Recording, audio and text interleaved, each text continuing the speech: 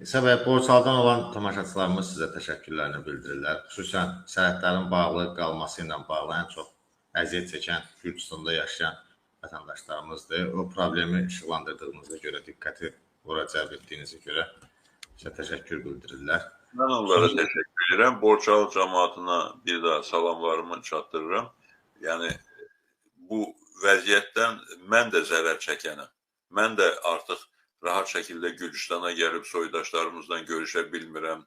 Ancaq müəyyən tədbirlər olanda görüşə bilirik. Məsəl üçün, 23-cü ilin parlament seçkilərində Gürcüstana bizi dəvət eləmişlər müşahidəçi kimi və o vaxtı Tiflisdə və Rustavidə seçkiləri müşahidə etməklə yanaşı, Borçalıda da bir sıra məntəqələrdə seçkiləri müşahidə etmə imkanımız oldu. Bu həm də bizə soydaşlarımızla görüşmək, söhbət eləmək, onların mövqeyini öyrənmək, öz fikrimizi bildirmək imkanı oldu və çox istəyirəm ki, bu təmaslar davam eləsin.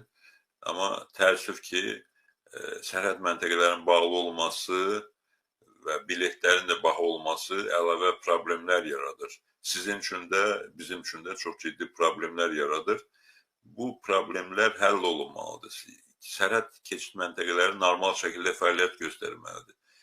Həm bu təmaslar üçün, həm gedib gəlmək üçün, həm sərhədyanı münasibətlərin inkişafı üçün, adamlarımızın rahat yaşaya bilməsi üçün, yüz minlərlə soydaşımızın xeyrində, şərində iştirak edə bilməsi üçün bir-birlərinin. Yəni, bu o qədər adi, məlum bir məsələdir ki, hakimiyyətin bu məsələdə təsdiq etməsi və yapışması ki, yox elə təhlükəsizlik məsələsi var, bunu bağlı saxlayacaq. Bunu heç bir şəkildə qəbul etmək mümkün deyil. Ən belə ümidi olan məsələlərdən, həm təcili, həm də asan həll oluna bilən məsələlərdən biridir, bu həll olunmalıdır.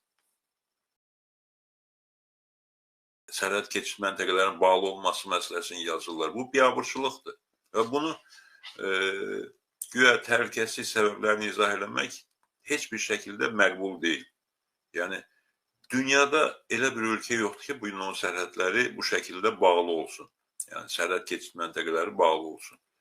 Və bunu təhlükəsizliklə biz əsaslandırırsa Azərbaycan hakimiyyəti, belə çıxır ki, dünyada 200-ə qədər dövlət var və bu dövlətlərin hamısının ya təhlükəsizlik qayğıları yoxdur, ya təhlükəsizlik problemlərini həll ediblər.